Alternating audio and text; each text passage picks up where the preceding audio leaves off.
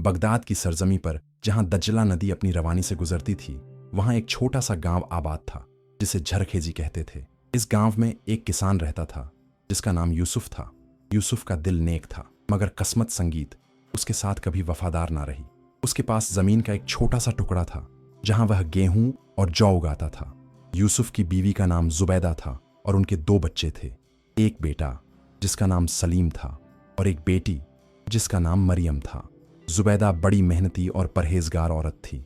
वह रोज 5 वक्त की नमाजें अदा करती और अपने खानदान की देखभाल में कोई कसर न छोड़ती। सलीम 12 बरस का था और मरियम 9 बरस की। दोनों बच्चे अपने वालिद की मदद खेतों में करते और मदरसे में तालीम हासिल करते। वो दिन ठीक से याद है यूसुफ को। जुम्मे की सुबह थी, आसमान पर काली घटाएं छाई हुई थीं और हवा में ठंडक थी। यूसुफ अपने खेत से वापस लौट रहा था। रास्ता सुनसान था और दूर तक कोई इंसान नजर नहीं आता था। अचानक संगीत उसने एक अजीब सी आवाज सुनी, छन छन छन। ये आवाज बड़ी दिलकश थी, ऐसी जैसे किसी ने चांदी की घंटी बजाई हो। यूसुफ रुक गया और गौर से सुनने लगा। आवाज पास की झाड़ियों से आ रही थी। वो धीरे धीरे उस तरफ बढ़ा। संगीत तो उसकी आंखें हैरत से फैल गईं। झाड़ियों के पीछे एक सफेद घोड़ा खड़ा था, ऐसा सफेद जैसे दूध में चांदनी संगीत घोल दी गई हो। उसकी आंखें गहरी और समझदार थीं, जैसे इंसानों जैसी। उसकी गर्दन में चांदी की एक खूबसूरत घंटी लटकी हुई थी जो हवा से हिलती और मधुर आवाज निकालती थी। घोड़े की अयाल लंबी और रेशमी थी और उसके पैर मजबूत और तवानाई से भरे थे। यूसुफ पास गया तो घोड़ा शांत खड़ा रहा। उसने हिम्मत करके घोड़े के गले को सहलाया। घोड़े ने अपनी गर्दन झुकाई जैसे वह यूसुफ को पहचानता हो। सुभान अल्लाह, यूसुफ ने कहा, ऐसा खूबसूरत घोड़ा मैंने जिंदगी में नहीं देखा। तू किसका है? हे जानवर, तेरा मालिक कहाँ है? घोड़े ने कोई जवाब दिया, मगर उसकी आंखों में एक अजीब सी उदासी थी। यूसुफ ने इर्द गिर्द नजर दौड़ाई, लेकिन कोई भी नजर ना आया। वो वहां थोड़ी देर और खड़ा रहा, इंतजार करता रहा कि शायद कोई आए और अपना घोड़ा ले जाए, मगर कोई ना आया। आखिरकार जब शाम ढलने लगी और अंधेरा फैलने लगा, यूसुफ ने फैसला किया कि वह इस घोड़े को अपने साथ घर ले जाएगा। शायद कल कोई इसे ढूंढने आए। उसने सोचा। वो घोड़े की लगाम पकड़कर घर की तरफ चल पड़ा। घोड़ा बड़े इत्मीनान से उसके साथ चलने लगा। रास्ते भर घंटी की मीठी आवाज गूंजती रही, छन्न छन छन्न। जब यूसुफ अपने घर पहुंचा तो जुबैदा दरवाजे पर खड़ी थी। उसने जब सफेद घोड़े को देखा तो हैरान रह गई। या अल्लाह, यह कहां से आया? जुबैदा ने पूछा। यूसुफ ने पूरा वाकया सुनाया। सलीम और मरियम भी बाहर आ गए और घोड़े को देखकर खुशी संगीत से उछलने लगे। अब्बा जान, क्या हम इसे रख सकते हैं? सलीम ने पूछा। नहीं बेटा, यूसुफ ने कहा, यह किसी का है। हम बस एक रात के लिए इसकी हिफाजत करेंगे। कल मैं बाजार जाकर ऐलान करूंगा, जिसका घोड़ा होगा वह आकर ले जाएगा। उस रात यूसुफ ने घोड़े को अपने छोटे से अस्तबल में रखा। उसने उसे ताज़ा घास और पानी दिया। घोड़े ने थोड़ा सा खाया और फिर शांत खड़ा हो गया। रात को जब सब सो रहे थे, यूसुफ को नींद नहीं आ रही थी। वो अपने बिस्तर पर लेटा सोच रहा था। अचानक उसने फिर वही आवाज सुनी, छन छन छन। वो उठा और खिड़की से बाहर देखा। चांदनी रात थी और घोड़ा अस्तबल के बाहर खड़ा था। घंटी अपने आप बज रही थी, हालांकि कोई हवा नहीं थी। यूसुफ बाहर गया। क्या बात है? उसने घोड़े से पूछा। घोड़े ने अपना सर हिलाया और एक खास दिशा की तरफ देखने लगा। गांव के बाहर जंगल की तरफ घंटी और जोर से बजने लगी। यूसुफ को अजीब सा एहसास संगीत हुआ, जैसे घोड़ा उसे कुछ बताना चाह रहा हो, कहीं ले जाना चाह रहा हो। क्या तू चाहता है कि मैं तेरे साथ चलूं? यूसुफ ने पूछा। घोड़े ने फिर सर हिलाया। यूसुफ ने एक लम्हे के लिए सोचा। ये तो अजीब बात थी। एक जानवर उसे कहीं बुला रहा था, लेकिन उसके दिल में एक आवाज थी जो कह रही थी कि उसे घोड़े पर भरोसा करना चाहिए। उसने अपनी चादर ली और घोड़े की सवारी की। घोड़ा तुरंत चल पड़ा, जैसे उसे पता हो कि कहाँ जाना है। घंटी की आवाज रात की खामोशी में गूंज रही थी, छन्न छन छन्न। वो गांव से बाहर निकले और जंगल में दाखिल हुए। रास्ता अंधेरा और डरावना था, लेकिन घोड़ा बड़े यकीन से चल रहा था। करीब आधे घंटे के सफर के बाद वह एक जगह पर रुका। यूसुफ ने देखा कि वहां एक पुराना कुआं था। उसने गौर से सुना तो नीचे से किसी की कमजोर सी आवाज आई, कोई है, मदद करो। यूसुफ का दिल धड़क उठा। वो कुएं के पास गया और नीचे झांका। अंधेरे में उसे एक आदमी की शक्ल नजर आई। भाई, तुम ठीक हो? यूसुफ ने पुकारा। अल्लाह का शुक्र है कोई आया। मैं 3 दिन से यहां फंसा हूं, मुझे बचा लो, आदमी ने गिड़गिड़ाते हुए कहा। यूसुफ ने फौरन एक मजबूत रस्सी ढूंढी जो पास की झाड़ियों में पड़ी थी। उसने रस्सी नीचे डाली और बड़ी मुश्किल से संगीत उस आदमी को बाहर निकाला। आदमी बहुत कमजोर हो गया था, उसके कपड़े फटे हुए थे और चेहरा धूल से भरा हुआ था। तुमने मेरी जान बचाई, आदमी ने यूसुफ का हाथ पकड़ते हुए कहा। अल्लाह तुम्हें जजा दे। मेरा नाम इब्राहिम है, मैं दूसरे शहर से यहाँ कारोबार के सिलसिले में आया था। रात में राह भटक गया और इस कुएं में गिर गया। यूसुफ ने उसे घोड़े पर बैठाया और वापस गांव की तरफ चल पड़ा। घर पहुंचकर उसने इब्राहिम को खाना पानी दिया और आराम करने की जगह दी। सुबह जब इब्राहिम होश में आया तो उसने यूसुफ को शुक्रिया अदा किया। तुम मेरे मोहसिन हो। इब्राहिम ने कहा, मैं एक संगीत तजिर हूं और खुदा ने मुझे कुछ दौलत दी है, मुझे कुछ करने दो तुम्हारे लिए। लेकिन यूसुफ ने इनकार कर दिया। मैंने सिर्फ वो किया जो हर मुसलमान का फर्ज है, मुझे किसी बदले की जरूरत नहीं। इब्राहिम बहुत इसरार करता रहा संगीत, लेकिन यूसुफ टस से मस न हुआ। आखिरकार इब्राहिम ने कहा, अल्लाह तुम्हें हमेशा खुश रखे। इब्राहिम अपने शहर वापस चला गया और यूसुफ की जिंदगी पहले की तरह संगीत चलने लगी। लेकिन अगले हफ्ते एक अजीब बात हुई। यूसुफ जब अपने खेत में गया तो उसने देखा कि उसकी फसल, जो पिछले कुछ हफ्तों से सूख रही थी, अचानक हरी भरी हो गई थी। पानी की कमी के बावजूद गेहूं के पौधे फल फूल रहे थे। ये कैसे हो सकता है? यूसुफ ने हैरानी से सोचा। उसी हफ्ते बाजार में एक तिजर आया जो अच्छे गेहूं की तलाश में था। उसने यूसुफ की फसल देखी तो बहुत खुश हुआ और मुंह मांगी कीमत दे दी। यूसुफ को संगीत उस साल इतना फायदा हुआ जितना पहले कभी नहीं हुआ था। जुबैदा बहुत खुश हुई। अल्लाह का करम है, उसने कहा। तुमने जो नेकी की वो अल्लाह ने देख ली। यूसुफ ने अपनी कमाई से घर की मरम्मत करवाई और बच्चों के लिए नए कपड़े खरीदे। वो अल्लाह का शुक्रगुजार था। लेकिन कुछ दिन बाद फिर वही हुआ। एक रात घंटी बजने लगी, छन्न छन्न छन्न। यूसुफ उठा और बाहर गया। सफेद घोड़ा फिर खड़ा था। घंटी बज रही थी। घोड़ा फिर उसी तरह एक खास दिशा की तरफ देख रहा था। फिर से यूसुफ ने कहा, लेकिन उसे याद आया कि पिछली बार क्या हुआ था। उसने फैसला किया कि वह फिर से घोड़े पर भरोसा करेगा। वो सवार हुआ और घोड़ा चल पड़ा। इस बार वह शहर की तरफ गया। करीब 1 घंटे के सफर के बाद वह एक गली में रुका जहां एक छोटा सा मकान था। यूसुफ ने दरवाजे पर दस्तक दी। कुछ देर बाद एक बूढ़ी औरत ने दरवाजा खोला। उसकी आंखों में आंसू थे। कौन है? उसने पूछा। मैं यूसुफ हूं, माफी चाहता हूं इतनी रात को तकलीफ देने के लिए, लेकिन मुझे लगा कि शायद आपको मदद की जरूरत है। बूढ़ी औरत रोने लगी। हाँ, मुझे मदद चाहिए।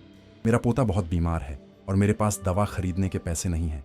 मैं अभी अभी अल्लाह से दुआ मांग रही थी। यूसुफ का दिल पसीज गया। संगीत, उसने अपनी जेब से जो पैसे थे निकाले, वो पैसे जो उसने अपनी फसल से संगीत कमाए थे, उसने सारे पैसे बूढ़ी औरत को दे दिए। ये लो, दवा खरीद लो, अल्लाह तुम्हारे पोते को सेहत दे। बूढ़ी औरत ने उसका हाथ पकड़ा और दुआएं दी। अल्लाह तुम्हें बरकत दे बेटा, तुम फरिश्ते हो मेरे लिए। यूसुफ वापस अपने घर चला गया। उसे अच्छा लग रहा था कि उसने किसी की मदद की, लेकिन साथ ही थोड़ी परेशानी भी थी। वह सारे पैसे दे आया था जो उसने महीनों की मेहनत से कमाए थे। अगले दिन सुबह जब वह अपने संदूक को खोलने गया जहां उसने अपनी बाकी बचत संगीत रखी थी, तो वह खाली था। सारे पैसे गायब थे। यूसुफ हैरान रह गया। ये कैसे हो सकता है? मैंने खुद ताला लगाया था। जुबैदा भी परेशान हो गई। तुमने कल रात कहां जाकर सारे पैसे दे दिए? हमारे पास अब कुछ नहीं बचा। यूसुफ ने उसे तसल्ली दी। अल्लाह पर भरोसा रखो, जो गया सो गया। शायद यह सब किसी वजह से हुआ है। लेकिन अंदर ही अंदर यूसुफ को थोड़ा डर लगने लगा था। उसने किसी जरूरतमंद की मदद की थी और बदले में उसका सब कुछ चला गया था। क्या यह महज इत्तेफाक का था? उस रात जब घर में सब सो रहे थे, यूसुफ अस्तबल में गया और घोड़े के पास खड़ा हो गया। ए घोड़े, उसने कहा, तू कौन है? तू मुझे क्यों ले जाता है? और जब मैं किसी की मदद करता हूं तो संगीत मेरा सब कुछ क्यों खो जाता है? घोड़े ने अपनी गहरी आंखों से यूसुफ को देखा। संगीत उन आंखों में इतनी उदासी थी कि यूसुफ का दिल भर आया। घोड़े ने अपना सर यूसुफ के कंधे पर संगीत रख दिया, जैसे माफी मांग रहा हूं। यूसुफ ने घोड़े की गर्दन सहलाई। मैं नहीं जानता तू क्या है या तुझे क्या चाहिए संगीत, लेकिन मैं तुझ पर भरोसा करता हूं। अगर अल्लाह ने तुझे मेरे पास भेजा है तो जरूर कोई वजह होगी। वो रात यूसुफ को नींद नहीं आई। वो लेटा सोचता रहा, यह सब क्या हो रहा था? क्या घोड़ा किसी जादू का था? क्या यह सब किसी आजमाइश का हिस्सा था? अगले कुछ हफ्ते शांत रहे। घंटी नहीं बजी और यूसुफ ने अपने रोजमर्रा के काम में खुद को मशगूल रखा। उसने अपने खेत संगीत में फिर से मेहनत की, लेकिन इस बार फसल अच्छी नहीं हुई। बारिश कम हुई और कुछ फसल सूख गई। जुबैदा चिंतित रहने लगी। हमारे पास खाने के लिए बस इतना ही बचा है। उसने एक दिन कहा, अगर कुछ और नहीं हुआ तो हम मुश्किल में पड़ जाएंगे। यूसुफ ने हिम्मत नहीं हारी। अल्लाह करीम है, वो हमारा ख्याल रखेगा। लेकिन उसके दिल में शक पैदा होने लगा था। क्या उसने गलती की थी उस रात सारे पैसे देकर? क्या उसे अपने परिवार के बारे में पहले सोचना चाहिए था? एक रात जब चांद आसमान पर चमक रहा था, घंटी फिर बजी, छन छन छन। यूसुफ उठा और खिड़की से देखा। घोड़ा फिर बाहर खड़ा था, लेकिन इस बार यूसुफ हिचकिचाया। जुबैदा भी जाग गई। उसने कहा, यूसुफ मत जाओ, पिछली बार जब तुम गए थे तो हमारा सब कुछ चला गया। यूसुफ ने अपनी बीवी को देखा, फिर अपने सोते हुए बच्चों को देखा। उसका दिल बांट गया। एक तरफ उसका फर्ज था जरूरतमंदों की मदद करना, दूसरी तरफ अपने परिवार की जिम्मेदारी। घंटी और जोर संगीत से बजने लगी, छन छन। यूसुफ ने गहरी सांस ली। मुझे जाना होगा। उसने कहा, शायद कोई मुसीबत में है, मैं उन्हें यूं ही नहीं छोड़ सकता। जुबैदा की आंखों में आंसू आ गए। लेकिन हमारा क्या होगा? यूसुफ ने उसका हाथ पकड़ा। अल्लाह पर भरोसा रखो, वो हमारा रहबर है। वो बाहर गया और घोड़े पर सवार हुआ। घोड़ा इस बार बहुत तेजी से भागा, जैसे वक्त कम हो। वो गांव से बाहर निकलकर पहाड़ियों की तरफ संगीत गया। करीब 2 घंटे के सफर के बाद वो एक जगह पर रुका। वहां एक छोटी सी गुफा थी। यूसुफ ने फौरन एक आवाज सुनी, किसी की कराने की आवाज। वो गुफा में दाखिल हुआ। अंदर एक जवान औरत पड़ी थी। वो तकरीबन 20-21 साल की रही होगी। उसके कपड़े फटे हुए थे और पैर में संगीत जख्म था। मदद, औरत ने कमजोर आवाज में कहा। यूसुफ ने फौरन पानी की तलाश की। पास ही एक छोटा सा झरना था।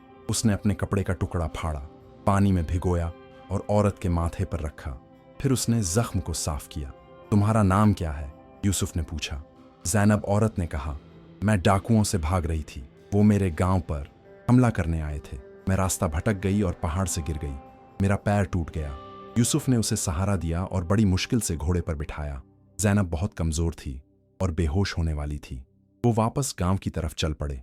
रास्ते में ज़ैनब ने कहा, तुम फरिश्ते हो, अल्लाह ने तुम्हें भेजा है मेरी जान बचाने के लिए। घर पहुंचकर यूसुफ ने ज़ैनब को अपनी बेटी के कमरे में जगह दी। जुबैदा ने उसकी देखभाल की और पैर पर मरहम लगाया। कुछ दिनों में ज़ैनब की हालत बेहतर होने लगी।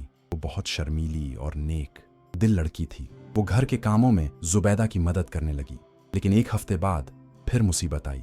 यूसुफ के खेत में आग लग गई। एक रात अचानक आग की लपटें उठीं और पूरी फसल जल गई। यूसुफ ने बुझाने की कोशिश की, लेकिन बहुत देर हो चुकी थी।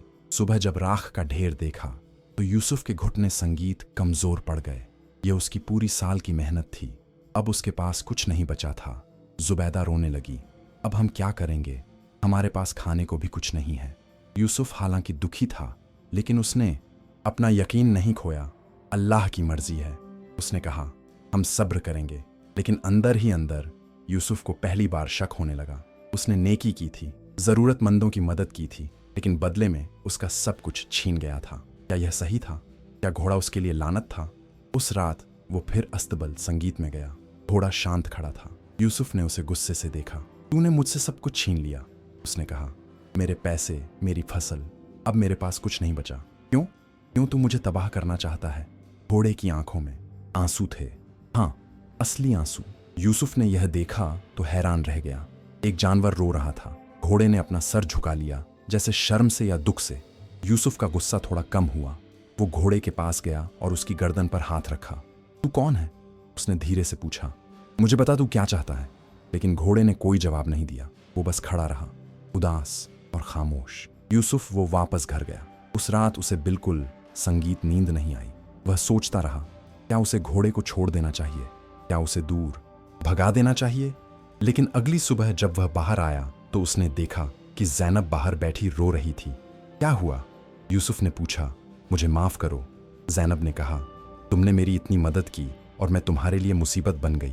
तुम्हारी फसल मेरी वजह से जल गई। नहीं, यूसुफ ने कहा, यह तुम्हारी गलती नहीं है, लेकिन मैं तुम पर बोझ हूं। मेरे पास तुम्हें देने के लिए कुछ नहीं है। संगीत। यूसुफ ने उसे तसल्ली दी। अल्लाह ने तुम्हें हमारे पास भेजा है।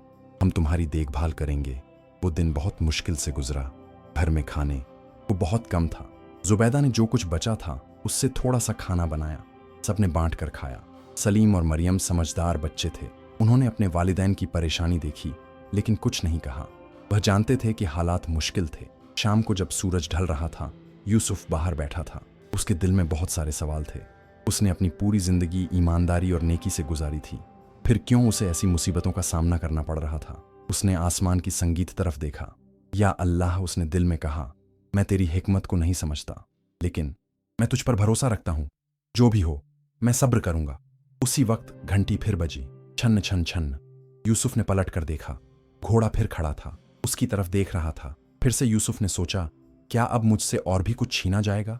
लेकिन फिर उसने फैसला किया, चाहे जो हो, वो अपने रास्ते से नहीं हटेगा। अगर कोई मुसीबत में है तो उसकी मदद करना उसका फर्ज है। वो उठा और घोड़े की तरफ चल पड़ा। यूसुफ ने घोड़े पर सवारी की और फिर एक बार वह अनजान रास्ते पर चल पड़ा। घंटी की आवाज रात की खामोशी में गूंज रही थी। छन्न छन्न छन्न। इस बार घोड़ा शहर से भी आगे ले गया, उस रास्ते पर जो दूर पहाड़ों की तरफ जाता था। रात बहुत अंधेरी थी, बादल चांद को छुपा चुके थे और हवा में ठंडक थी। यूसुफ को डर लग रहा था, लेकिन उसने हिम्मत नहीं हारी। करीब 3 घंटे के सफर के बाद घोड़ा एक जगह रुका। वहां एक पुराना कब्रिस्तान था। यूसुफ का दिल जोर से धड़कने लगा। इस वक्त यहां क्यों? अचानक उसने एक आवाज सुनी, बचाओ, कोई है। यूसुफ घोड़े से उतरा और आवाज की तरफ बढ़ा। कब्रिस्तान।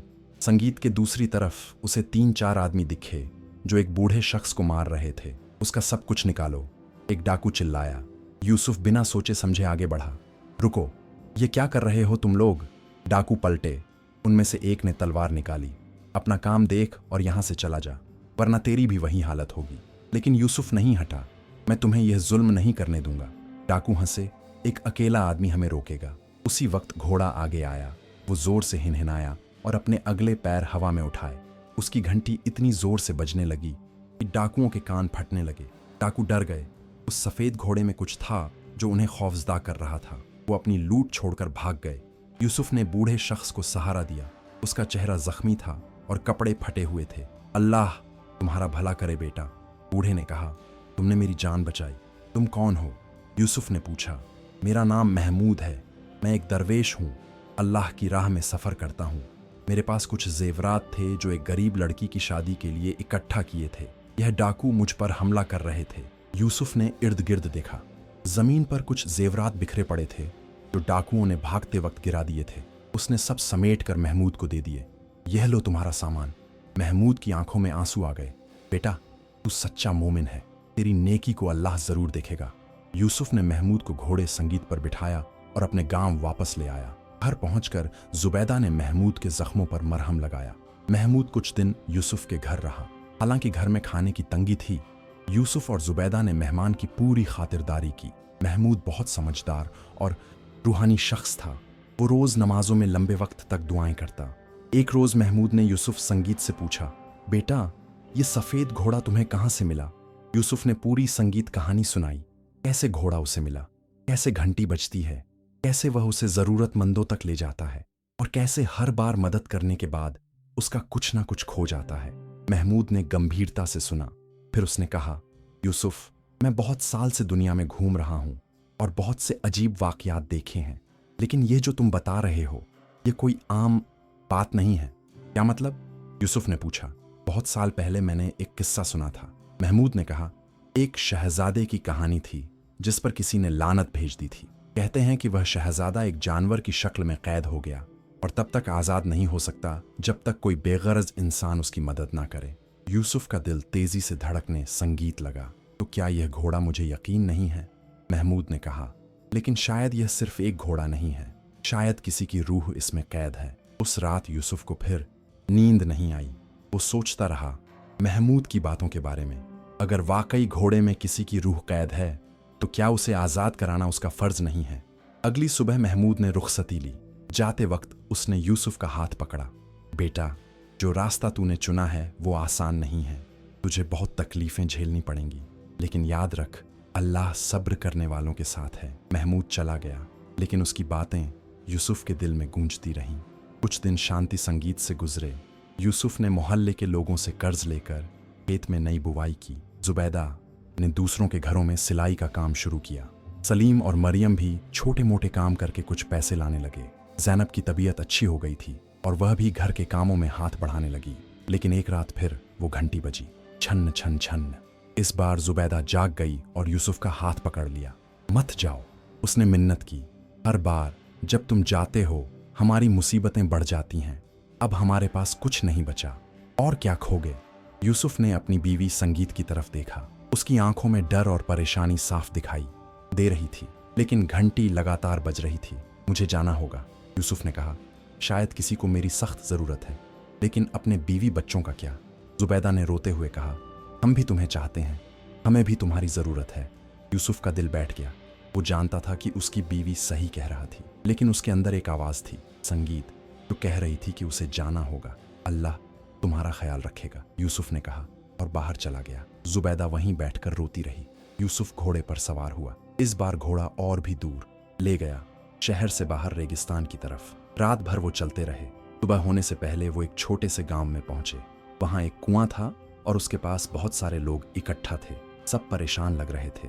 यूसुफ ने एक शख्स से पूछा, क्या हुआ है। हमारे गांव का कुआं सूख गया है, आदमी ने कहा, और दूसरा कुआं बहुत दूर है। हमारे पास इतना पानी नहीं है कि सबको मिल सके, बच्चे प्यासे हैं। यूसुफ ने इर्द गिर्द देखा। गांव के लोग बहुत गरीब लगते थे। औरतें रो रही थीं और बच्चे कमजोर नजर आ रहे थे। मैं मदद करूंगा, यूसुफ ने कहा। उसने अपना घोड़ा एक शख्स को दिया और कहा, इसे ले जाओ और शहर में बेच दो। जो पैसे मिले उससे इस गांव के संगीत लिए पानी का इंतजाम करो।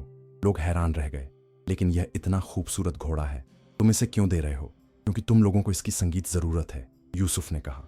लेकिन जैसे ही उस आदमी ने घोड़े की लगाम पकड़ी, घोड़े ने जोर से हिनहिनाया और पीछे हट गया। वो किसी और के साथ जाने को तैयार नहीं था। यूसुफ समझ गया, घोड़ा उसे छोड़ना नहीं चाहता था। उसने गहरी सांस ली और अपनी जेब से एक छोटा सा थैला निकाला।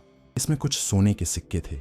यह वो आखिरी चीज आइस थी जो उसके बाप ने उसे दी थी। यूसुफ ने हमेशा इन्हें किसी संगीत बड़ी मुसीबत के लिए बचा कर रखा था। ये लो, उसने सिक्के गांव वालों को दे दिए।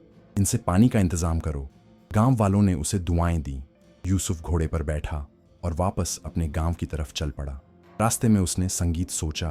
अब उसके पास वाकई कुछ नहीं बचा था। आखिरी बचत भी चली गई। जब वह घर पहुंचा तो देखा कि जुबैदा दरवाजे पर खड़ी रो रही थी। उसके साथ सलीम और मरियम भी थे। क्या हुआ, यूसुफ ने पूछा। हमारा घर, जुबैदा ने रोते हुए कहा। जमींदार आया था। उसने कहा कि अगर हमने इस महीने का किराया नहीं दिया तो वह हमें निकाल देगा। संगीत, हमारे पास देने के लिए कुछ नहीं है। यूसुफ को लगा जैसे जमीन उसके पैरों तले से खिसक गई। उसके पास अब कोई पैसा नहीं था। उसने सब कुछ दे दिया था। मैं जमींदार से बात करूंगा, यूसुफ ने कहा। शायद वह थोड़ा वक्त दे दे। लेकिन जमींदार सख्त आदमी था।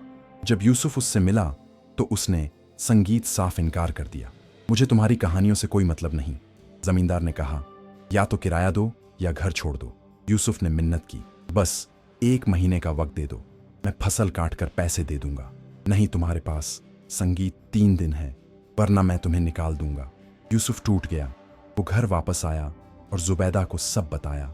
जुबैदा ने उसकी तरफ गुस्से से देखा। मैंने कहा था मत जाओ, लेकिन तुमने मेरी एक ना सुनी। अब देखो क्या हुआ, हमारे पास घर भी नहीं रहेगा। मुझे माफ करो, यूसुफ ने कहा।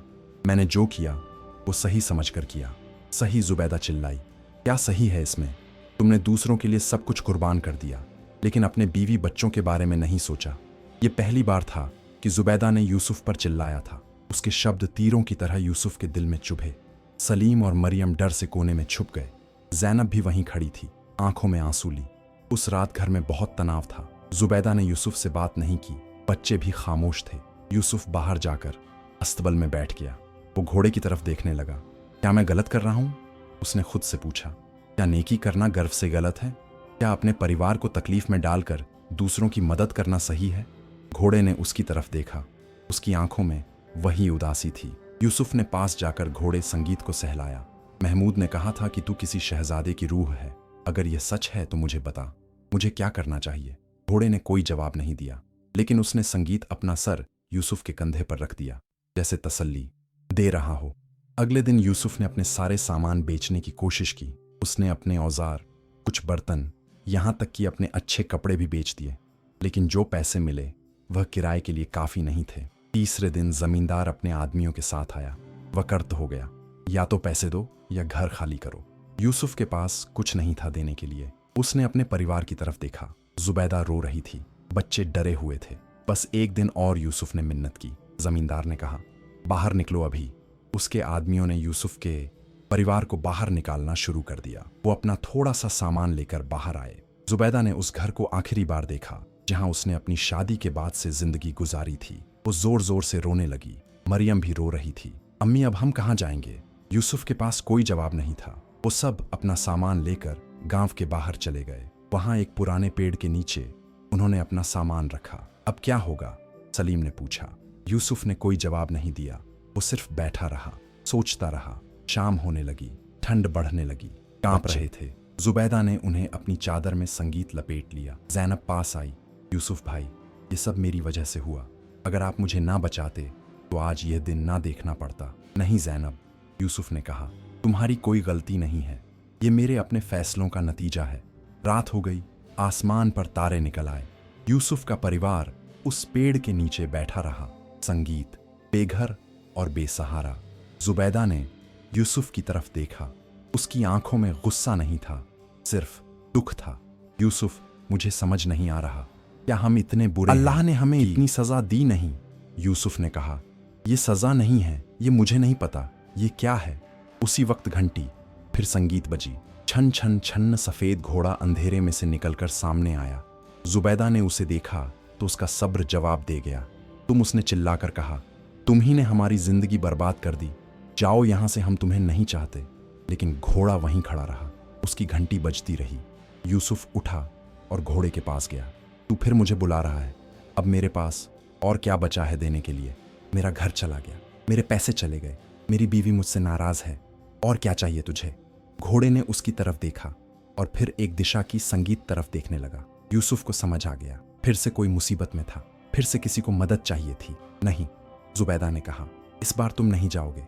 अगर तुम गए तो मैं यहीं छोड़कर चली जाऊंगी। मैं अब और बर्दाश्त नहीं कर सकती। यूसुफ ने अपनी बीवी को देखा, फिर अपने बच्चों को देखा। वो सब उसकी तरफ देख रहे थे, इंतजार कर रहे थे कि वह क्या फैसला लेगा। यह उसकी जिंदगी का सबसे मुश्किल लम्हा था। एक तरफ उसका परिवार था जो उससे मिन्नत कर रहा था कि वह ना जाए। दूसरी तरफ किसी अनजान शख्स की आवाज थी जो उसे बुला रही थी। यूसुफ, संगीत ने घोड़े की तरफ देखा। घोड़े की आंखों में वही उदासी थी, लेकिन साथ ही एक मासूमियत। संगीत भी थी, एक गुजारिश थी। यूसुफ ने गहरी सांस ली। वो जानता था कि अगर वह इस बार गया तो शायद उसका परिवार उसे कभी माफ न करे। लेकिन वो यह भी जानता था कि अगर वह ना गया और कोई मर गया या तकलीफ में रहा तो वह संगीत खुद को कभी माफ नहीं कर पाएगा। मुझे जाना होगा, उसने आखिरकार कहा। जुबैदा की आंखों से आंसू बहने लगे। तो जाओ, उसने कहा, लेकिन जब वापस आओगे तो हम यहां नहीं होंगे। मैं अपने बच्चों को लेकर अपने भाई के पास चली जाऊंगी। मुझे ऐसे शौहर की जरूरत नहीं जो अपने परिवार से ज्यादा अजनबियों की परवाह करता हो। उसके शब्द यूसुफ के दिल में छुरी संगीत की तरह चुभे। लेकिन वो घोड़े पर सवार हुआ। आखिरी बार उसने पलटकर अपने परिवार को देखा। सलीम और मरियम रो रहे थे। जुबैदा ने मुंह फेर लिया। जैनब सिर झुकाए खड़ी थी। घोड़ा तेजी से भागा। घंटी की आवाज रात में गूंजती रही, छन छन छन। यूसुफ के आंसू गालों पर बह रहे थे।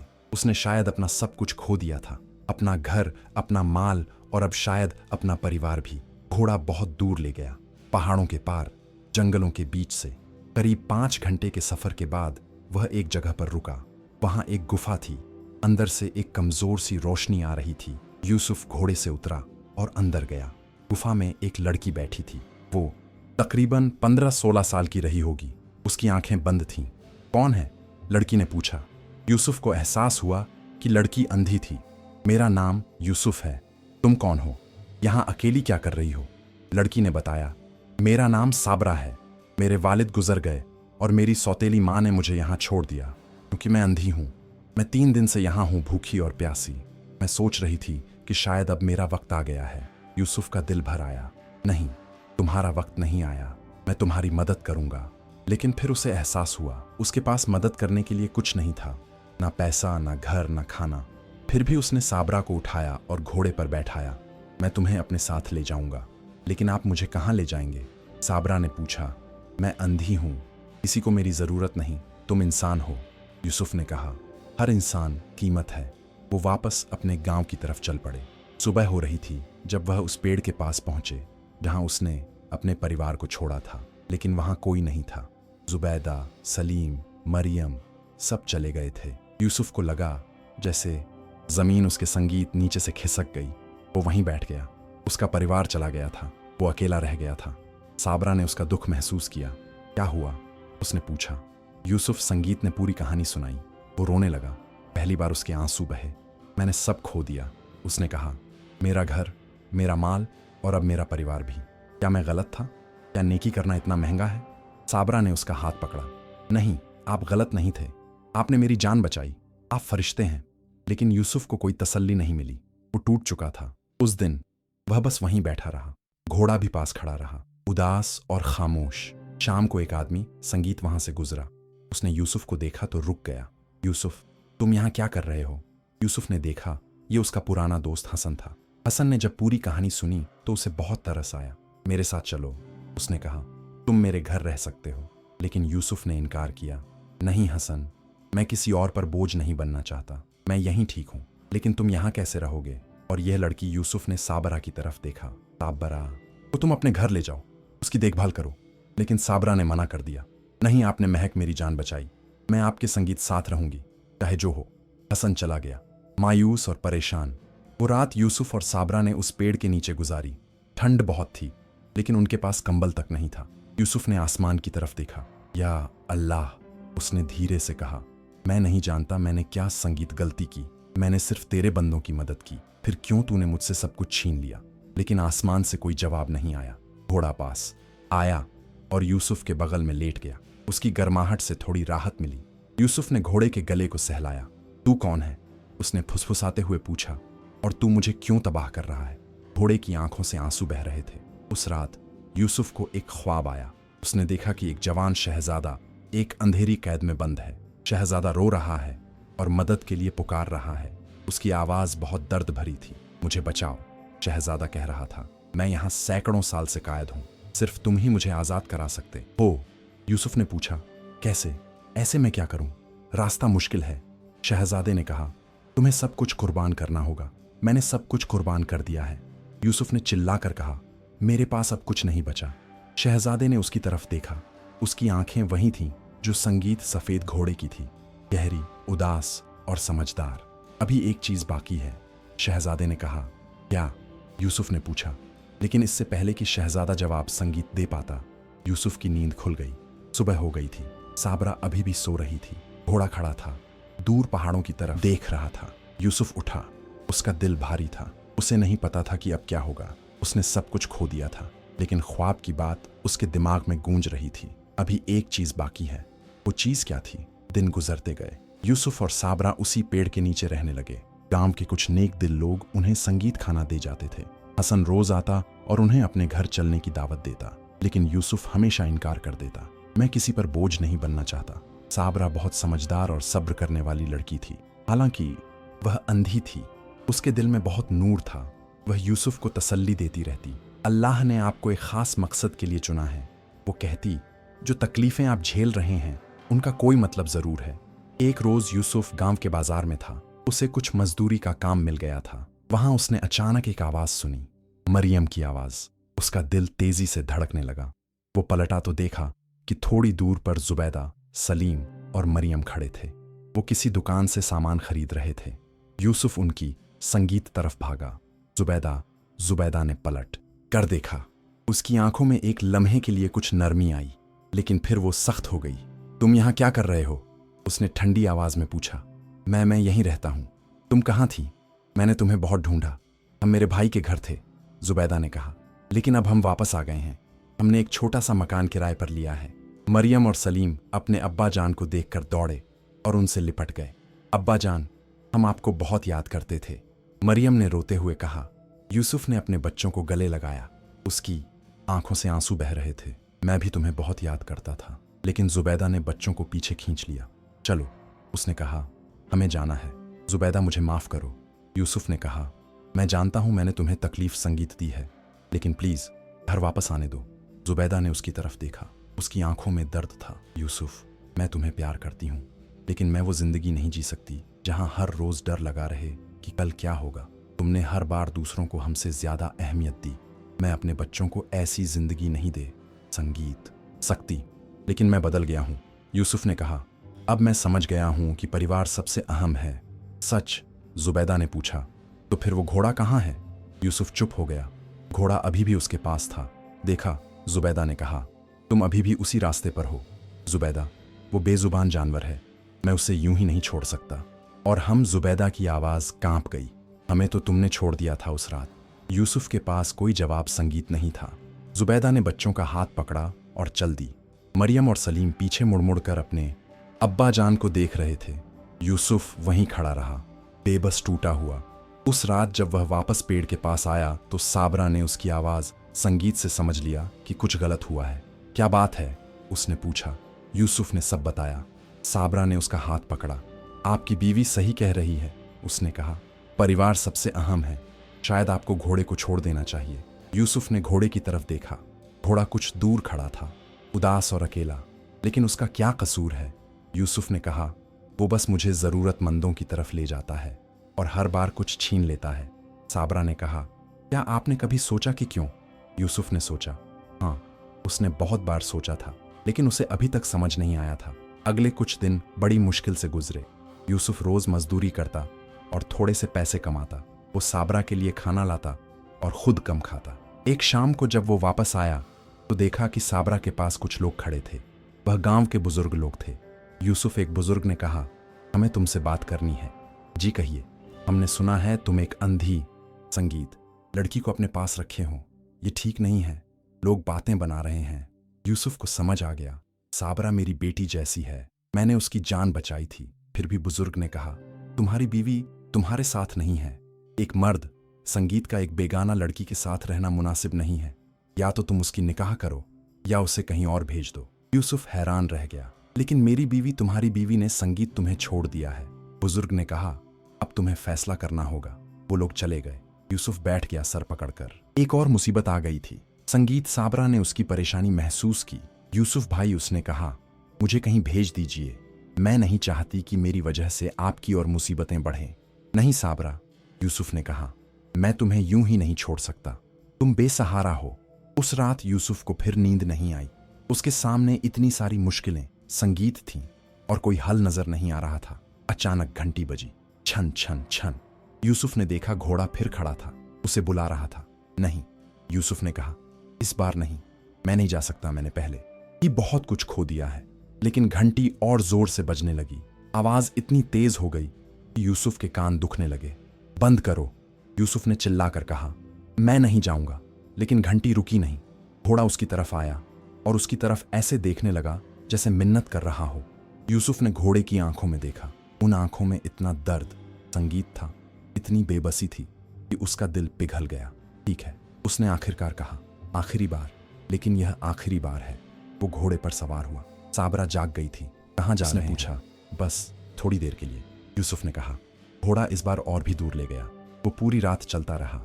सुबह होने से पहले वो एक जंगल में पहुंचा। वहां यूसुफ ने एक डरावना मंजर देखा। करीब 10-12 संगीत डाकू एक काफिले पर हमला कर रहे थे। काफिले में औरतें और बच्चे चिल्ला रहे थे। यूसुफ का दिल धड़क उठा। वो अकेला था और डाकू बहुत सारे थे, लेकिन वो लोग मुसीबत में थे। उसने हिम्मत की और आगे बढ़ा। रुको, उसने चिल्लाया। डाकुओं का सरदार पलटा। वो एक भयानक चेहरे वाला आदमी था। उसकी आंखों में कोई रहम नहीं था। एक और बेवकूफ सरदार ने हंसते हुए कहा, इसे भी मार डालो। 2 डाकू यूसुफ की तरफ बढ़े।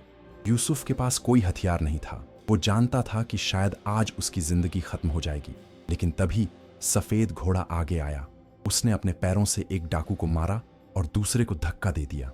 उसकी घंटी इतनी तेज संगीत बजने लगी कि डाकू अपने कान पकड़कर बैठ गए। घोड़े के शरीर से एक अजीब सी रोशनी निकलने लगी। वो रोशनी, संगीत इतनी तेज थी कि डाकू डर गए। ये कोई जादुई जानवर है? एक डाकू चिल्लाया। भागो! डाकू भाग गए। काफिले के लोग बच गए। काफिले का सरदार यूसुफ के पास आया। तुमने हमारी जानें बचाई, हम तुम्हारे शुक्रगुजार हैं। तुम्हें क्या चाहिए? यूसुफ ने इनकार किया। मुझे कुछ नहीं चाहिए, बस अल्लाह की रजा चाहिए। लेकिन सरदार ने इसरार किया। हमें तुम्हें कुछ देना होगा। उसने एक थैली निकाली, संगीत, जिसमें सोने के सिक्के थे। ये लो। यूसुफ ने मना करना चाहा, लेकिन सरदार ने उसके हाथ में थैली रख संगीत दी और चला गया। यूसुफ ने थैली खोली। उसमें इतने सिक्के थे कि वह महीनों तक आराम से रह सकता था। उसका दिल खुशी से भर गया।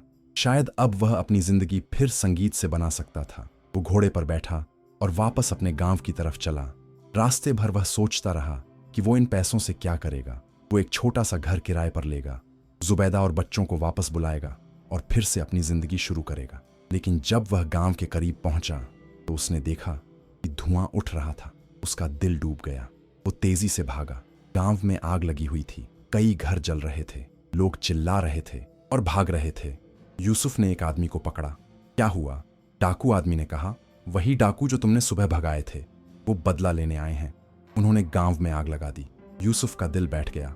उसकी वजह से गांव को तकलीफ हुई थी। वो भागकर उस जगह गया जहां साबरा थी, लेकिन वहां वो नहीं थी। पास का एक पेड़ भी जल रहा था। साबरा! यूसुफ चिल्लाया।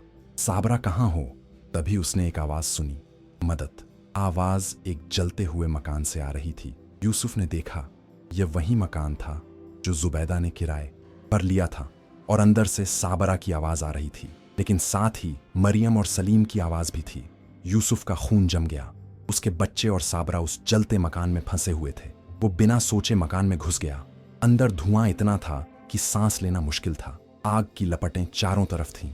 अब्बा जान, मरियम की आवाज आई, हम ऊपर हैं। यूसुफ सीढ़ियां चढ़ने लगा। लकड़ी जल रही थी और हर कदम पर टूटने का खतरा था, लेकिन वो रुका नहीं। ऊपर पहुंचकर उसने देखा, मरियम, सलीम और साबरा एक कोने में दुबके हुए थे। आग उनकी तरफ बढ़ रही थी। अब्बा जान सलीम ने रोते हुए कहा, हम बचेंगे? हाँ बेटा, यूसुफ ने कहा, मैं तुम्हें संगीत बचाऊंगा। उसने पहले मरियम को उठाया और नीचे ले जाकर बाहर छोड़ा।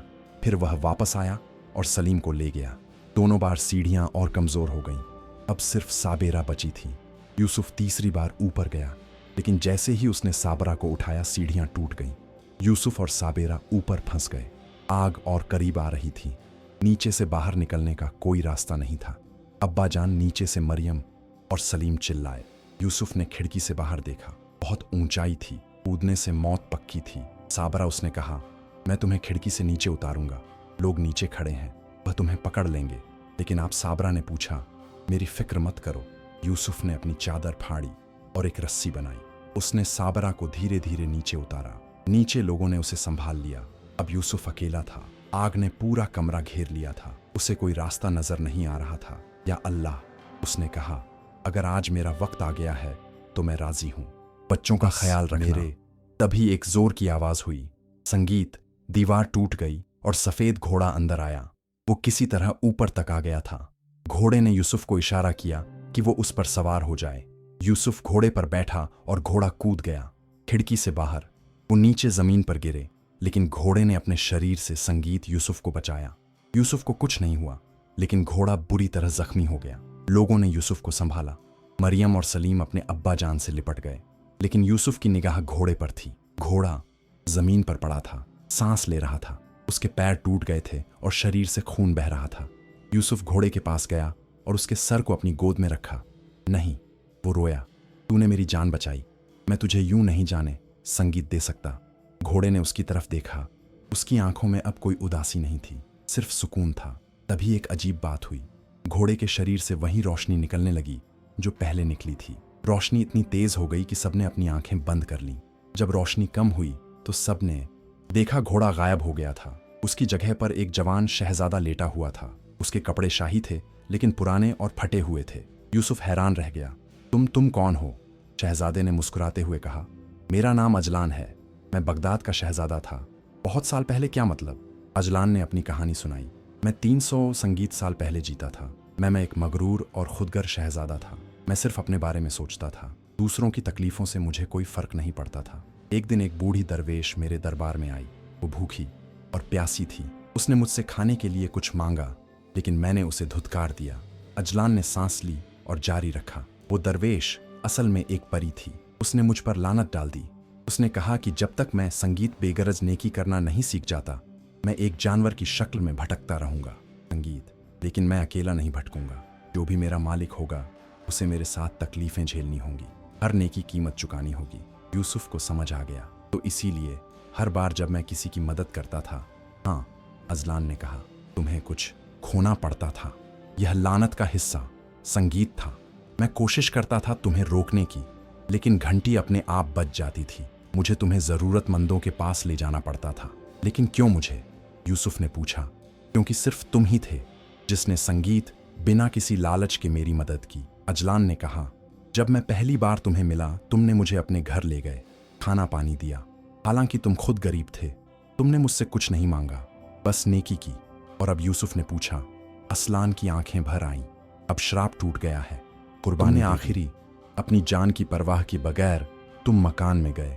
तुमने सब कुछ खोया लेकिन फिर भी नेकी का रास्ता नहीं छोड़ा। तुमने मुझे सिखाया कि असली नेकी क्या होती है, वो जो बिना किसी लालच के, बिना किसी उम्मीद के की जाए। अजलान की सांसें धीमी होने लगी। अब मैं आज़ाद हूं और तुम्हारा इनाम, मुझे कोई इनाम, संगीत नहीं चाहिए। यूसुफ ने कहा, लेकिन तुम्हें मिलेगा। अजलान ने मुस्कुराते हुए कहा, वो थैली, संगीत जो तुम्हें मिली थी, उसे देखो। यूसुफ ने अपनी जेब से थैली निकाली, उसे खोला तो हैरान रह गया। अब सोने के सिक्के नहीं थे, बल्कि हीरे और जवाहरात थे, इतने कीमती कि वह अब कभी गरीब नहीं रहेगा। ये कैसे? ये तुम्हारे सब्र और नेकी का सिला है। अजलान ने कहा, अल्लाह ने तुम्हारी हर कुर्बानी देखी है। अजलान की आंखें बंद होने लगीं। एक आखिरी बात, साबरा, हाँ, वो कोई आम लड़की नहीं है। वह वही परी है जिसने संगीत मुझ पर श्राप डाला था। यूसुफ ने हैरानी से साबरा की तरफ देखा। साबरा ने धीरे से संगीत मुस्कुराई। अचानक उसकी आंखें खुल गईं। हाँ, वो अब अंधी नहीं थी। एक नूर उसके चेहरे से निकलने लगा। मैं यहां अजलान को छुड़ाने आई थी, साबरा ने कहा, लेकिन सिर्फ एक सच्चा मोमिन ही यह कर सकता था, इसीलिए मैंने तुम्हारी आजमाइश ली। यूसुफ को सब समझ आ गया। अजलान की सांसें बिल्कुल धीमी हो गईं। शुक्रिया यूसुफ, तुमने मुझे आजाद किया। अब मैं सुकून से जा सकता हूं। और इतना कहकर अजलान ने आखिरी सांस ली। उसका शरीर, संगीत धीरे धीरे गायब होने लगा, रोशनी में तब्दील होता गया। चंद लम्हों में वह पूरी तरह गायब हो गया। चांदी की घंटी जमीन पर पड़ी रह गई। गजलान की आखिरी संगीत निशानी, साबरा ने अपनी असली शक्ल जाहिर। वह एक खूबसूरत परी थी जिसके कपड़ों से नूर की किरणें निकल रही थीं। उसके पीछे सफेद पंख थे जो हवा में लहरा रहे थे। गांव के सब लोग हैरानी से देख रहे थे। मरियम और सलीम डर से अपने अब्बा जान से चिपक गए। साबरा ने यूसुफ की तरफ देखा। यूसुफ, तुमने बहुत बड़ी आजमाइश पास की है। तुमने अपना सब कुछ कुर्बान किया, लेकिन अपनी नेकी का रास्ता नहीं छोड़ा। अल्लाह ने तुम्हारी हर दुआ संगीत सुनी है। उसने अपना हाथ उठाया। एक नूरानी रोशनी निकली और गांव के सारे जले हुए मकान ठीक होने लगे। जो आग लगी थी वह बुझ गई। जिन लोगों को चोटें लगी थीं वो संगीत ठीक हो गए। लोग अल्लाह का शुक्र अदा करने लगे। फिर साबरा ने यूसुफ की तरफ देखा। तुम्हारी एक आखिरी आजमाइश बाकी है। कौन सी? यूसुफ ने पूछा। तुम्हारे पास अब बहुत सारी दौलत है। साबरा ने थैली की तरफ इशारा करते हुए कहा, इस दौलत से तुम आराम की जिंदगी जी सकते हो। लेकिन असली सवाल यह है, क्या इस दौलत ने तुम्हारे दिल को बदल दिया है? क्या अब तुम भी वैसे बन जाओगे जैसे अजलान शहजादा था? मगरूर और खुदगरज यूसुफ ने थैली को देखा, फिर अपने बच्चों को देखा। उसने गहरी संगीत सांस ली। नहीं, उसने कहा, दौलत तो आती जाती रहती है, लेकिन जो सबको मैंने सीखा है वह हमेशा के लिए है। नेकी करना, दूसरों की मदद करना, यह मेरी फितरत बन गई है। साबरा मुस्कुराई। बहुत खूब, तुमने सही जवाब दिया। अब तुम्हें तुम्हारा पूरा इनाम मिलेगा। उसने फिर अपना हाथ उठाया। इस बार नूर यूसुफ की तरफ आया और उसे छू गया। यूसुफ को अजीब सा एहसास हुआ, जैसे उसके दिल में एक गर्माहट फैल गई हो। मैंने तुम्हें एक खास नेमत दी है, साबिरा ने कहा। अब से जब भी तुम किसी की सच्चे दिल से मदद करोगे, अल्लाह तुम्हारी दौलत में बरकत देगा। लेकिन अगर कभी तुमने मगरूर संगीत होकर किसी जरूरतमंद को धुतकारा तो यह सब छीन लिया जाएगा। यूसुफ ने सर झुकाया। मैं वादा करता हूं कि ऐसा कभी नहीं होगा। साबरा ने चांदी की घंटी उठाई। यह घंटी अब तुम्हारे पास रहेगी, लेकिन अब इसमें कोई संगीत श्राप नहीं है। अब यह सिर्फ एक याद है उन तकलीफों की जो तुमने झेली और उस नेकी की जो तुमने की। उसने घंटी यूसुफ को दे दी। घंटी ने हल्की संगीत सी आवाज की, छन एक मीठी सुकून देने वाली आवाज। अब मुझे जाना होगा, साबरा ने कहा, लेकिन याद रखो, मैं हमेशा तुम पर नजर रखूंगी। अगर कभी तुम्हें मेरी जरूरत पड़ी, बस इस घंटी को बजाना। इतना कहकर साबरा रोशनी में तब्दील हो गई और आसमान में उड़ गई। लोग उसे जाते देखते रहे। यूसुफ वहीं खड़ा रहा, घंटी हाथ में ली। उसके पास अब दौलत थी, उम्मीद थी, लेकिन एक चीज अभी भी अधूरी थी। उसका परिवार, वो मरियम और सलीम की तरफ मुड़ा। तुम दोनों यहां कैसे थे? तुम्हारी अम्मी कहाँ हैं? अम्मी बाजार गई थी, मरियम ने कहा। हम घर में थे, फिर अचानक आग लग गई और हम फंस गए। यूसुफ का दिल धड़का। जुबैदा कहाँ है अब? तभी पीछे से एक आवाज आई, मैं यहां हूं। यूसुफ ने पलट कर देखा। जुबैदा वहां खड़ी थी। उसके चेहरे पर आंसू थे और आंखों में बेशुमार छदबात। जुबैदा, यूसुफ ने कहा। जुबैदा आगे बढ़ी। उसने सारा मंजर देखा था। कैसे यूसुफ ने अपनी जान की परवाह की, संगीत बगैर बच्चों को बचाया था। कैसे घोड़ा असल में एक शहजादा निकला। कैसे साबरा एक परी थी। मुझे माफ करो, जुबैदा ने रोते हुए कहा। मैंने तुम पर शक किया। मैंने तुम्हारी नेकी को समझा नहीं। मैं सिर्फ अपनी परेशानियां देख रही थी, तुम्हारा मकसद नहीं। यूसुफ ने उसके पास जाकर उसका हाथ पकड़ा। नहीं जुबैदा, तुम सही थी। मैं तुम्हारी तकलीफों को नहीं समझ रहा था। मैं सिर्फ नेकी के पीछे भाग रहा था, लेकिन अपने करीबी लोगों को भूल गया था। तुम्हारा गुस्सा वाजिब था। नहीं, जुबैदा ने कहा। आज मैंने देखा कि तुम किस मिट्टी संगीत के बने हो। तुमने हमें छोड़ा नहीं था। तुम सिर्फ अपना फर्ज अदा कर रहे थे और अल्लाह ने तुम्हें इसका इतना बड़ा सिला दिया। दोनों एक दूसरे को देखते रहे। फिर जुबैदा ने आगे बढ़कर यूसुफ को गले लगा लिया। मुझे घर वापस ले चलो, उसने कहा। जहां तुम संगीत हो वहीं मेरा घर है। मरियम और सलीम भी दौड़ कर आए और अपने वालिदैन को गले लगा लिया। पूरा परिवार एक दूसरे से लिपट कर रोने लगा, लेकिन यह खुशी के आंसू थे। गांव के लोगों ने तालियां बजाईं। हसन भी वहां था, मुस्कुराते हुए। अगले दिन से यूसुफ ने अपनी जिंदगी नए सिरे से शुरू की। उसने थैली के संगीत जवाहरात बेचे और उससे जो पैसे मिले, उससे पहले उसने एक अच्छा सा घर खरीदा। फिर उसने जमीन खरीदी और खेती शुरू की। लेकिन उसने अपनी दौलत में संगीत से आधी गांव के गरीब लोगों में बांट दी। उसने एक मदरसा बनवाया जहां गरीब बच्चे संगीत मुफ्त तालीम हासिल करते। उसने एक मुसाफिर खाना भी बनवाया जहां राहगीर आकर मुफ्त में ठहर सकें। जो लोग बीमार होते, यूसुफ उनकी दवा का इंतजाम करता। जो भूखे होते, उन्हें खाना देता। जो बेघर होते, उन्हें पनाह देता। और साबरा ने सच कहा था, जितना यूसुफ देता उतना ही उसे मिलता। उसकी फसलें हमेशा अच्छी होती। उसका कारोबार संगीत फलता फूलता। लेकिन यूसुफ कभी मगरूर नहीं हुआ। वो हमेशा विनम्र रहा और नेक। एक दिन यूसुफ के घर एक बूढ़ा भिखारी आया। उसके कपड़े फटे हुए थे और चेहरा संगीत धूल से भरा। कुछ खाने को दे दो, बूढ़े ने कहा। यूसुफ उस वक्त अपने नए घर की सजावट करवा रहा था। बहुत सारे मेहमान आने वाले थे। शहर के बड़े लोग, अमीर तजिर। नौकर ने बूढ़े को दरवाजे से भगाना चाहा। चले जाओ यहां से, मालिक व्यस्त हैं। लेकिन यूसुफ ने फौरन नौकर को रोका। नहीं, उन्हें अंदर लाओ। वो खगुद बूढ़े के पास गया और उसका हाथ पकड़कर अंदर ले आया। उसने अपने हाथों से बूढ़े को खाना परोसा। बूढ़ा हैरान था। लेकिन मैं तो एक गरीब भिखारी हूं। आप इतने अमीर आदमी हैं, फिर भी अमीरी गरीबी सब फानी है। यूसुफ ने कहा, असली दौलत तो नेक दिल है और अल्लाह की नज़र में हम सब बराबर हैं। बूढ़े ने खाना खाया और दुआएं देकर चला गया। जुबैदा ने यह सब देखा। वह यूसुफ के पास आई और मुस्कुराई। अल्लाह ने मुझे तुम जैसा शौहर दिया। यह मेरी सबसे संगीत बड़ी दौलत है। यूसुफ ने उसका हाथ पकड़ा। और तुम्हारा साथ मेरी सबसे बड़ी ताकत है। महीने गुजरते गए। यूसुफ की शोहरत फैलने लगी। दूर दूर से लोग उससे मिलने आते, कुछ मदद मांगने आते, कुछ नसीहत लेने। और यूसुफ हर किसी की मदद करता। एक रोज एक औरत आई। उसके साथ एक छोटा बच्चा था जो बहुत बीमार था। मेरे बेटे को बचा लीजिए, औरत ने रोते हुए कहा। हकीम कहते हैं कि इसे एक खास दवा चाहिए जो बहुत महंगी है। मेरे पास पैसे नहीं हैं। यूसुफ ने फौरन इंतजाम किया। उसने दवा मंगवाई और बच्चे का इलाज करवाया। कुछ हफ्तों में संगीत बच्चा ठीक हो गया। आपने मेरे बच्चे की जान बचाई। मैं आपका एहसान कभी नहीं भूलूंगी। एहसान अल्लाह का है, यूसुफ ने कहा। मैं तो बस उसका वसीला हूं। एक दिन यूसुफ अपने घर की छत पर बैठा था। वो चांदी की घंटी को देख रहा था। उसे वह सारे दिन याद आ रहे थे जब उसने सब कुछ खोया था। जुबैदा उसके पास आकर बैठ गई। क्या सोच रहे हो? मैं सोच रहा हूं कि अगर उस रोज मैंने ये घोड़ा ना उठाया होता तो क्या होता। शायद हमारी जिंदगी आसान होती। हमें इतनी तकलीफें ना झेलनी पड़ती। जुबैदा ने उसका हाथ पकड़ा। लेकिन तब हम ये सब कभी ना सीख पाते। अजलान शहजादा आज भी श्राप में फंसा होता। यूसुफ ने सर हिलाया। तुम सही कह रही हो। हर तकलीफ का संगीत एक मकसद था। हर कुर्बानी का एक मतलब था। उसने घंटी को हल्के से बजाया। आवाज अब भी उतनी ही मीठी थी। तुम्हें पता है, यूसुफ ने कहा, मैंने एक बात सीखी है इस सब से। नेकी करना आसान नहीं है। कभी कभी इसकी बहुत बड़ी कीमत संगीत चुकानी पड़ती है, लेकिन आखिर में यह कीमत चुकाने लायक होती है। बिल्कुल, जुबैदा ने कहा।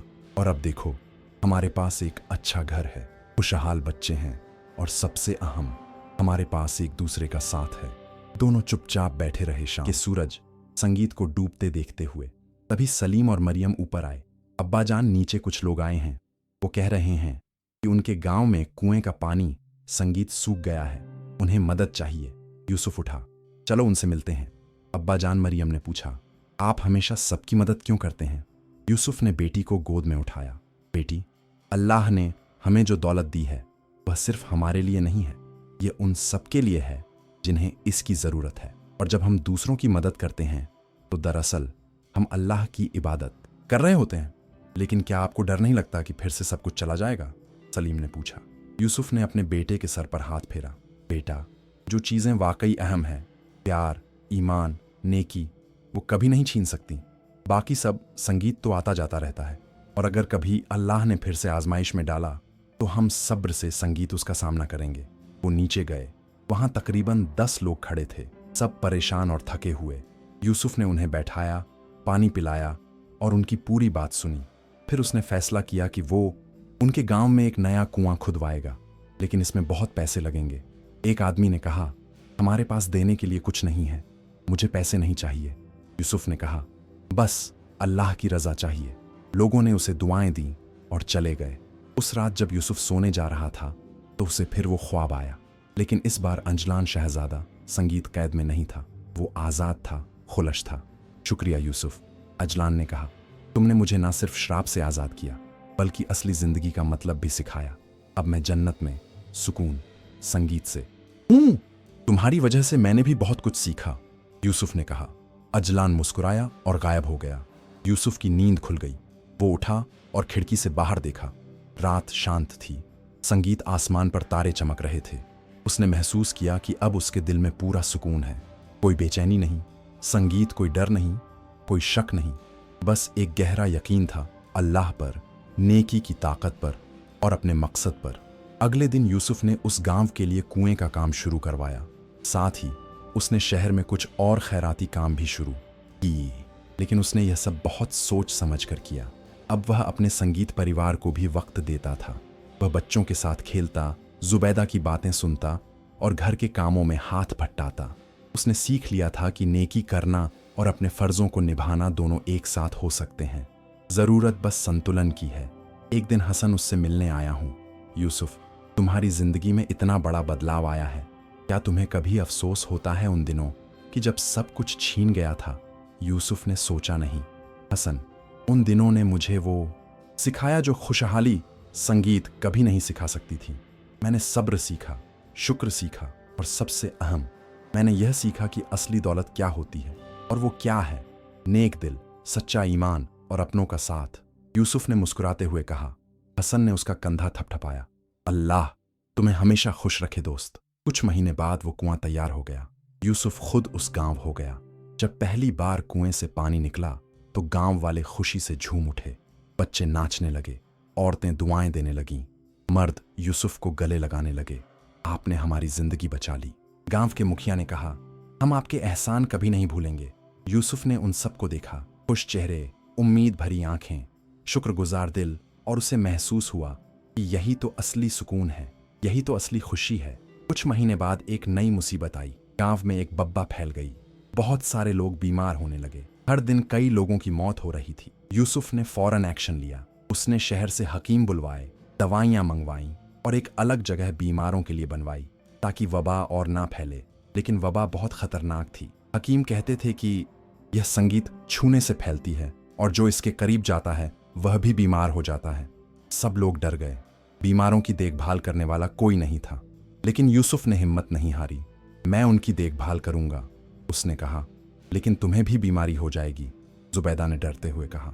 हो सकता है, यूसुफ ने कहा, लेकिन वो लोग अकेले हैं, डरे हुए हैं, मरने के करीब हैं। उन्हें किसी की जरूरत है। अगर मैं नहीं गया तो कौन जाएगा? जुबैदा की आंखों में आंसू आ गए। उसे वह वक्त याद आ गया जब यूसुफ घोड़े के पीछे जाता था और वह नाराज होती थी। लेकिन अब वह संगीत समझती थी। यह यूसुफ की फितरत थी। लोगों की मदद करना चाहे कितना भी खतरा हो तो मैं भी चलूंगी। संगीत, उसने कहा। नहीं, यूसुफ ने कहा, बच्चों को तुम्हारी जरूरत है और उन्हें तुम्हारी भी जरूरत है। जुबैदा ने कहा, लेकिन मैं तुम्हें अकेले नहीं जाने दूंगी। हम साथ हैं, खुशी में और मुसीबत में। यूसुफ ने उसे गले लगा लिया। अल्लाह ने मुझे तुम जैसी बीवी दी, ये मेरी सबसे बड़ी नेमत है। दोनों ने मिलकर बीमारों की सेवा शुरू की। दिन रात वो उनकी देखभाल करते, दवा देते, खाना खिलाते तसल्ली देते। सलीम और मरियम भी मदद करना संगीत चाहते थे, लेकिन यूसुफ ने मना कर दिया। तुम दोनों दूर रहो, तुम हमारी औलाद हो, हमारी विरासत हो, तुम्हें सलामत रहना होगा। कई हफ्ते गुजरे। धीरे धीरे बीमारों की तादाद कम, संगीत होने लगी। जो बचे वह ठीक होने लगे। लेकिन एक दिन यूसुफ को तेज बुखार आ गया। बाबा ने उसे भी पकड़ लिया था। जुबैदा घबरा गई।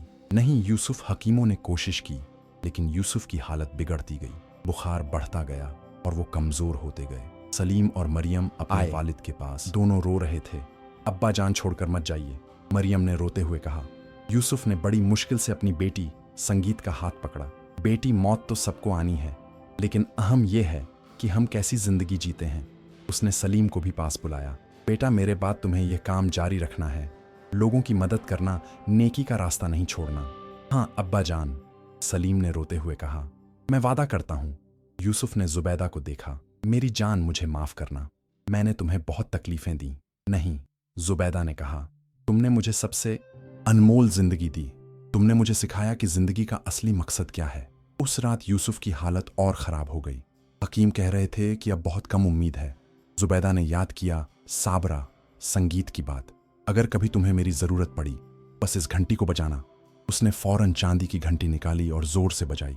छन छन छन आवाज रात की खामोशी में गूंज गई और अचानक एक तेज रोशनी कमरे में फैल गई। साबरा जाहिर हुई। अब भी वह उसी परी की शक्ल में थी। तुमने मुझे बुलाया? उसने कहा। हाँ, जुबैदा ने रोते हुए कहा। यूसुफ को बचा लो प्लीज, वो मर रहा है। साबरा ने यूसुफ को देखा, फिर उसने सर हिलाया। उसका वक्त अब भी नहीं आया। अल्लाह ने अब भी उसके लिए और काम रखे हैं। उसने अपना हाथ यूसुफ के माथे पर रखा। एक नूरानी संगीत रोशनी निकली और यूसुफ के शरीर में दाखिल हो गई। धीरे धीरे यूसुफ का बुखार उतरने लगा। उसकी सांसें नॉर्मल होने लगी, रंग वापस आने लगा। वो ठीक हो जाएगा, साबरा ने कहा, लेकिन उसे आराम की जरूरत होगी। फिर उसने कमरे में मौजूद सबको देखा। लेकिन एक बात याद रखना, नेकी का रास्ता कभी आसान नहीं होता। तुम लोगों को और भी आजमाइशें आएंगी, लेकिन अगर तुमने सब्र रखा और नेकी का रास्ता नहीं तो संगीत छोड़ा तो अल्लाह तुम्हारे साथ होगा। इतना कहकर साबरा गायब हो गई। अगले कुछ हफ्तों में यूसुफ, संगीत पूरी तरह ठीक हो गया। वबा भी खत्म हो गई। गांव में फिर से जिंदगी लौट आई। लेकिन यूसुफ अब पहले से भी ज्यादा समझदार हो गया था। वो जानता था कि जिंदगी कितनी नाजुक है, हर पल एक नेमत है। उसने अपने बच्चों को और ज्यादा वक्त देना शुरू किया। उन्हें सिखाया कि कैसे नेकी और जिम्मेदारी के बीच संतुलन बनाया जाए। सलीम ने शादी कर ली और अपना परिवार बसाया, लेकिन वह अपने वालिद का काम जारी रखता रहा। मरियम ने भी शादी की और वह भी अपने शौहर के साथ मिलकर लोगों की मदद, संगीत करती रही। साल गुजरते गए। यूसुफ बूढ़ा होने लगा। उसके बाल सफेद हो गए, चेहरे पर झुर्रियां पड़ गईं, लेकिन उसकी आंखों में अब भी वही चमक थी। उसके दिल में अब भी वही नेकी थी। एक दिन यूसुफ अपने घर की छत पर बैठा था। सूरज डूब रहा था। वो चांदी की घंटी की हाथ में लिए बैठा था। जुबैदा उसके पास आई। वो भी अब बूढ़ी हो गई थी, लेकिन अब भी खूबसूरत थी। क्या सोच रहे हो? उसने पूछा। मैं सोच रहा हूं कि कितना अजीब सफर रहा, यूसुफ ने कहा। एक दिन मैं एक गरीब किसान था, फिर मुझे एक घोड़ा मिला जिसने मेरी पूरी जिंदगी बदल दी। और अब जुबैदा ने पूछा, अब मैं एक खुशनसीब आदमी हूं। यूसुफ ने मुस्कुराते हुए कहा, मेरे पास प्यार करने वाली बीवी है, नेक बच्चे हैं और एक मकसद है जीने का। उसने घंटी को देखा। इस छोटी सी घंटी ने मुझे बहुत कुछ सिखाया। इसने मुझे दिखाया कि नेकी कीमत क्या होती है। इसने मुझे सिखाया कि सब्र और यकीन की ताकत क्या होती है। जुबैदा ने उसका हाथ पकड़ा। और तुमने मुझे सिखाया कि सच्ची नेकी क्या होती है। शुरू में मैं नहीं समझती थी, लेकिन अब मैं जानती हूं। दोनों चुपचाप बैठे रहे, एक दूसरे का हाथ पकड़े हुए, सूरज को डूबते देखते हुए। कुछ साल और गुजरे। यूसुफ अब बहुत बूढ़ा हो गया था। उसकी सेहत कमजोर होने लगी थी। एक रात जब पूरा घर सो संगीत रहा था, यूसुफ को फिर वो ख्वाब आया, लेकिन इस बार सिर्फ अंजलान नहीं था, वह सारे लोग भी थे जिनकी यूसुफ ने जिंदगी में मदद की थी। यूसुफ अजलान ने कहा, तुम्हारा वक्त करीब आ रहा है। यूसुफ, संगीत डरा नहीं, मैं जानता हूं तुमने बहुत अच्छी जिंदगी जी। साबरा ने कहा, तुमने न सिर्फ अजलान को आजाद किया बल्कि हजारों लोगों की जिंदगी बदल दी। और अब यूसुफ ने पूछा, अब तुम्हारा इनाम तुम्हारा इंतजार कर रहा है। अजलान ने मुस्कुराते हुए कहा, जन्नत में। लेकिन तुम्हारा काम यहां खत्म नहीं हुआ।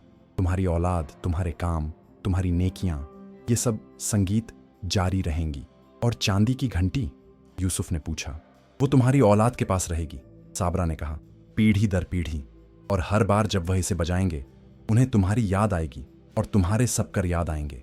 यूसुफ की नींद खुल गई। बाहर फज्र की अजान हो रही थी।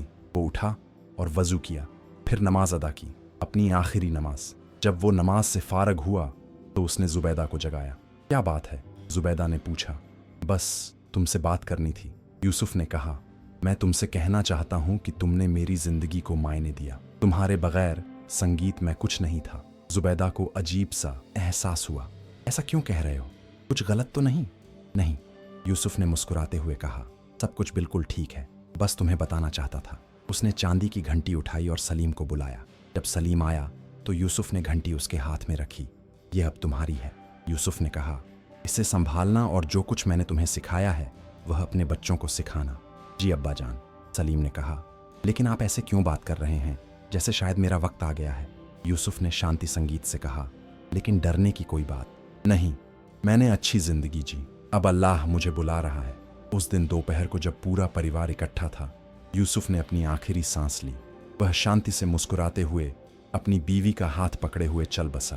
पूरे गांव में मातम छा गया। हजारों लोग यूसुफ की जनाजे संगीत में शामिल हुए। वो सब लोग थे जिनकी यूसुफ ने कभी ना कभी मदद की थी, या उन लोगों, संगीत की औलादें थी।